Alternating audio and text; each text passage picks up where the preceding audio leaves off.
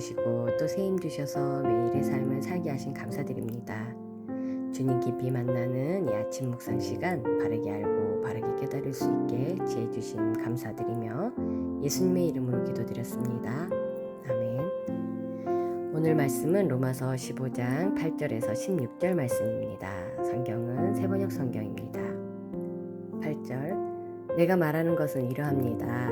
그리스도께서는 하나님의 진실하심을 드러내시려고 할례를 받은 사람의 종이 되셨으니 그것은 하나님께서 조상에게 주신 약속들을 확충하시고 예수께서는 온 인류를 위한 일꾼이셨지만 특히 유대인을 위한 일꾼이셨습니다. 따라서 유대인들은 예수님의 구원의 복음을 가장 먼저 접할 수 있었고 또 그분의 사역을 두 눈으로 목격할 수 있었습니다. 예수 그리스도의 생애 전체는 한마디로 유대인들과 이방인들의 구원에 대한 하나님의 약속을 성취하심으로 그 약속의 유효함을 확인하여 주시는 섬김의 삶이었던 것입니다. 하나님께서 우리에게 주신 모든 약속들은 불변하는 진리임이 예수 그리스도를 통하여 이미 입증되었습니다. 따라서 이에 대해서 아무도 그렇지 않다고 반박할 수가 없게 된 것입니다. 하나님의 진실되심을 확증하고 하나님의 구원 약속을 이루시는 바로 그것이 예수 그리스도의 사역의 중요한 의의입니다. 9절 이방 사람들도 긍휼히 여기심을 받아서 하나님께 영광을 돌리게 하시려고 한 것입니다. 기록된 바 그러므로 내가 이방 사람들 가운데서 주께 찬양을 드리며 주의 이름을 찬미합니다. 한 것과 같습니다. 하나님의 구원이라는 위대한 역사의 밑그림은 바로 약속과 긍휼입니다. 유대인들은 약속, 이방인들은 긍휼을 인하여 이 역사에 참여하게 되었습니다. 여기서 그 긍휼하심을 인하여는 불쌍한 자와 고통받는 자를 향하여 그들을 구제하고자 하는 베푸는 친절을 말합니다. 베푸는 사람의 무조건적 사랑으로 인해서 그 친절을 받게 되는 것입니다. 이방인들도 마찬가지입니다. 그들은 구원을 요청할 권리가 없는 자들이지만 하나님의 무조건적인 친절의 행위로서 구원에 동참하게 되었음을 알게 합니다. 10절 또 모든 이방 사람들아 주의 백성과 함께 즐거워하여라 하였으며 구원 얻은 성도의 삶의 특징 가운데 하나가 바로 기쁨입니다. 구원에 있어서 유대인과 이방인의 차별이 전혀 없으며 함께 구원의 기쁨을 공유하도록 명령받았는데 교회 내에서 성도 간에 분쟁과 갈등이 있다면 그것은 너무나 옳지 못한 일입니다. 바울은 이방인도 주의 백성 유대인과 더불어 구원의 기쁨을 찬양하게 될 것임을 여기서 말하고 있고 또 로마 교회 내의 분열과 갈등의 잘못됨을 지적하고 있습니다.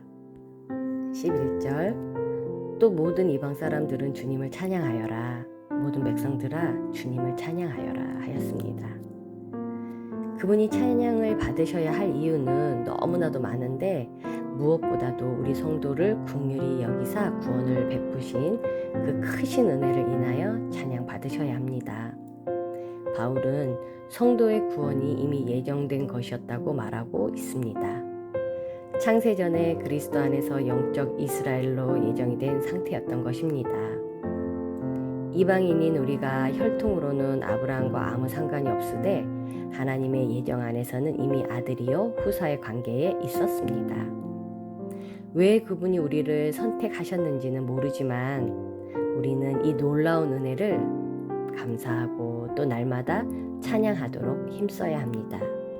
12절 그리고 이사야가 말하기를 이새의 뿌리에서 싹이 나서 이방 사람을 다스리리가 일어날 것이니 이방 사람은 그에게 소망을 들 것이다 하였습니다. 이사야의 이 예언은 그리스도를 통해서 이방인을 포함한 자기 백성을 구원하시려는 하나님의 계획에 대한 선포였습니다. 그분의 십자가는 유대인들만 위한 것이 아니라 인류를 위한 것이며 이것을 통해서 유대인들과 마찬가지로 이방인들도 하나님께 나아갈 수 있게 되었습니다. 누구든지 예수 안에 소망을 두는 이들은 결코 실망하지 않으나 예수가 아닌 다른 것들에 소망을 두는 이들은 한 사람의 예외도 없이 모두 절망하게 됩니다. 예수 그리스도는 하나님께서 주신 구원을 얻을 유일한 이름이기 때문입니다.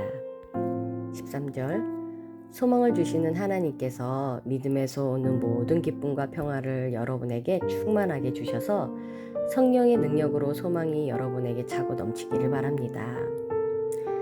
소망은 인생이라는 싸움터에서 전력을 극대화할 수 있는 무한한 잠재력이 되기 때문에 우리가 자신의 삶에 이것을 충만히 갖는 것은 반드시 필요합니다.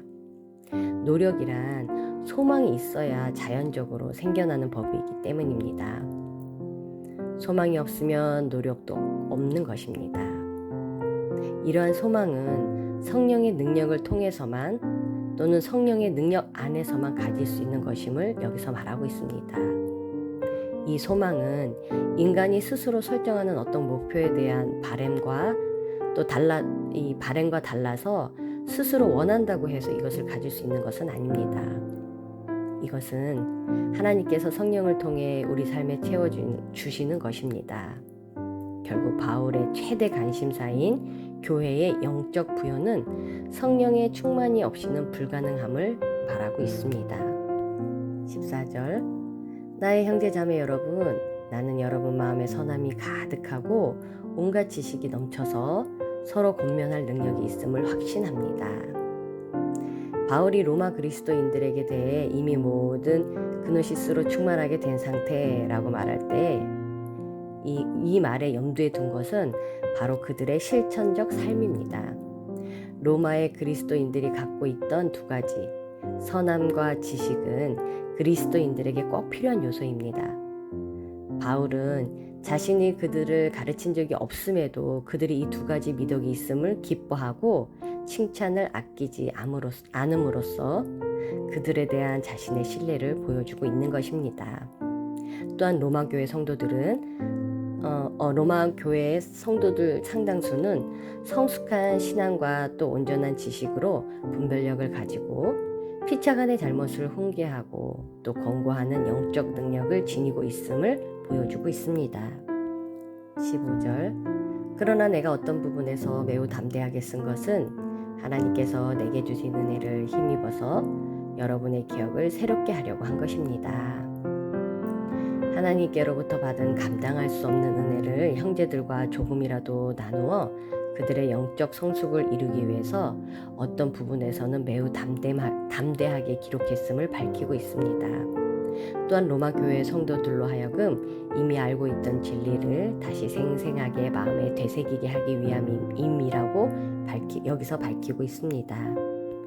16절 하나님께서 이 은혜를 내게 주신 것은 나로 하여금 이방 사람 앞에 그리스도 예수의 일꾼이 되게 하여 하나님의 복음을 전하는 제사장의 직무를 하게 하시려는 것이며 그리하여 이방 사람들로 하여금 성령으로 거룩하게 되게 하여 하나님께서 기쁨으로 받으실 제물이 되게 하시려는 것입니다.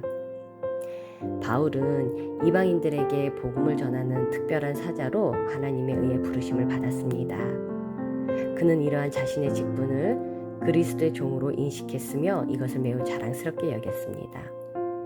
헬라인들이 종이 된다는 것을 치욕과 불명예로 생각한 것과는 아주 대조적이라고 할 수 있습니다.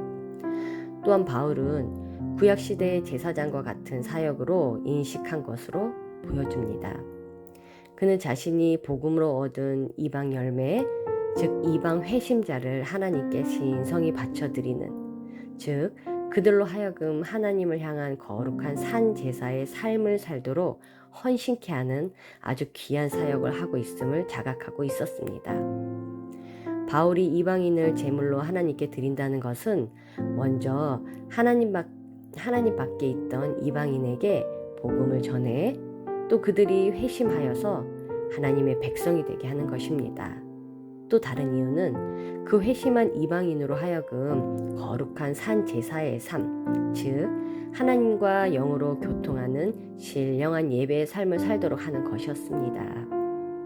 하나님께 드려지는 제물은 흠이 없어야 합니다. 바울은 바로 이방인으로 하여금 이와 같은 흠없는 제물이 되게 하여 하나님께 연락되도록 하려는 것이었습니다. 하나님께 드려지는 흠없는 삶을 살게 하실 하나님께 감사드리며 오늘도 주님과 동행하기 사랑합니다. 축복합니다.